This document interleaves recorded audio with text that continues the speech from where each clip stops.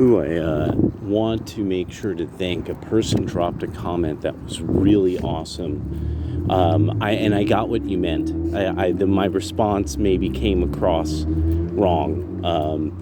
I got what you meant, like that the statement "Ye are gods," but then it goes on to explain, but you're mortals and you will die, and yeah, and that idea, like that. It's both. Both things are true at the same time. How could they be true?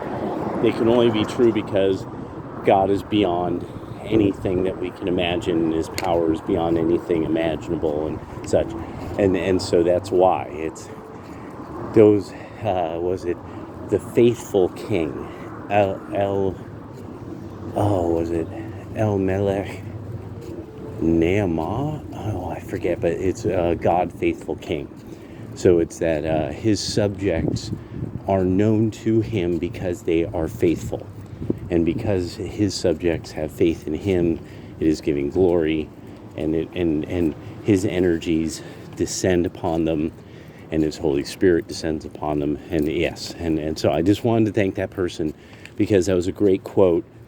It was, I believe, from Genesis itself. I would have to take a look again. It was fantastic. And thank you. I really like how everybody is very good about understanding my biblical illiteracy and helps me with it. Now, this is one, I forget, because this was one of the many from the Orthodox quotes on Facebook. That, and they'll have some picture of some man who looks extremely fierce and Eastern European. But this line was so good, where he was talking, I think he was relatively modern.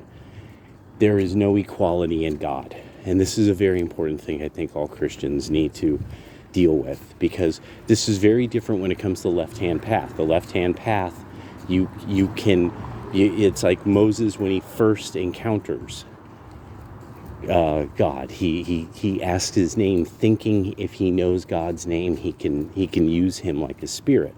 That's the rules of magic, of practical magic and stuff.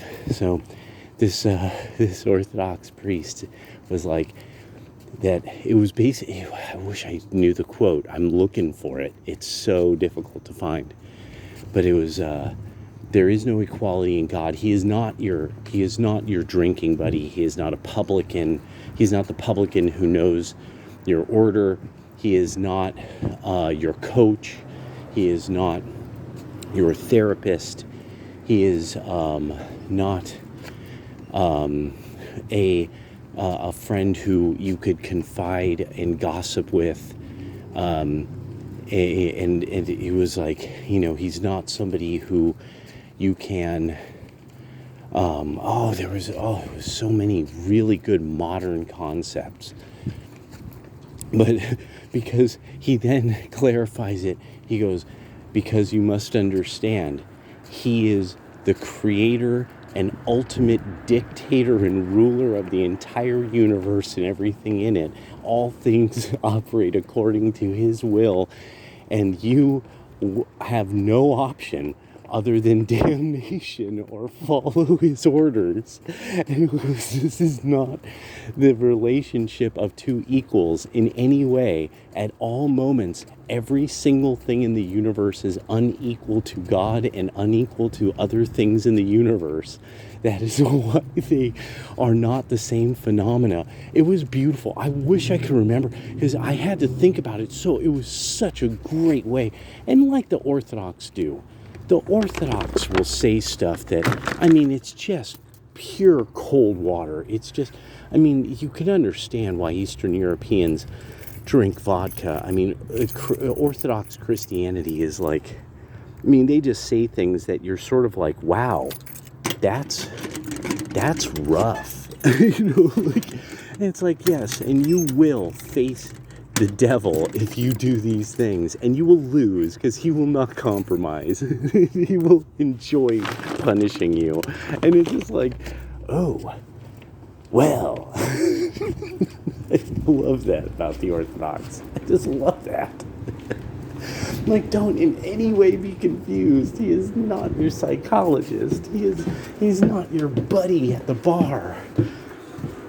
He's not some, and it was, I think, even like, he's not a referee of a game. Like, it was a bunch of things like that. A referee of a game, a legislator, who can be lobbied. Like, it was so good. And it was just vicious. I mean, just all the ways that it's like, you even hear people try to make these comparisons, in the modern time, and it's like, no, he is completely unlike anything you can imagine, because there is no worldly dictator who could ever dream of having the power of God himself and the complete and total obedience of everything in the universe to his will. It was just like, I love it. I know dictator, I believe, was used. It was not a nice word, but it was it was great. It was so perfect. See, I was watching the Pearl, Jay Dyer, and there was a few other people, and they were talking about occult feminism, which is a very important subject. How feminism is absolutely linked to the occult revival of the late 1800s. A huge part of feminism, occult feminism, that they were missing were Freemasons. Female preachers. There's the famous one, the Christian denomination that was founded by a priestess, who, I think it's the Seventh-day Adventist, and that was totally a Freemasonic, totally Freemasonic in its origin. I was looking that one up because I remember the Seventh-day Adventists, the imagery from their early publications was so Freemasonic. And that's when I was like, wait a second, what? And then I was like, wait, the Watchtower. And because there's also, and the reason why I got clued in any of this, with Christianity and the Freemasons. Oh, and so something was brought up. There's all these organizations like Lilith, and the writers of Jezebel and blah blah blah. But why isn't there the Ruth Society? Okay, so yeah, the Eastern Stars. So and that's a Freemasonic thing as well. So just so that people can understand that,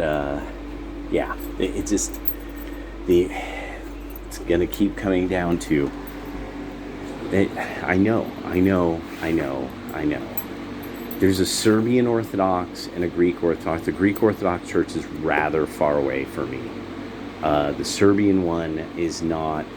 It's just, I kind of think I would really have to kind of stop into the bookstore, talk to some people, like get to know them, stuff like that. But yeah, the only thing you could do is go to church. That's where it's at. That's, but I really liked that episode of Occult Feminism, because it got into the whole thing of feminists in the church and how did they get there. Really good, yeah. And so I just want to thank whoever dropped that comment again. That was fantastic. Thank you very much. And yeah, thanks guys for watching. For a while I took a break. I just was like, there's just something not in me, I'm just not feeling it. I just don't feel like I was worried for a minute. Like, I'm like, maybe I'm just starting to become boring again, I'm just like do. And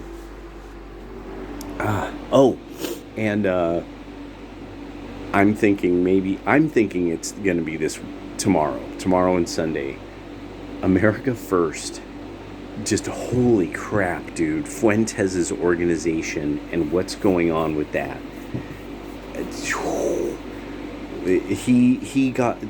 He kicked Ralph from Cozy, and Ralph, there's nothing Ralph loves more than revenge.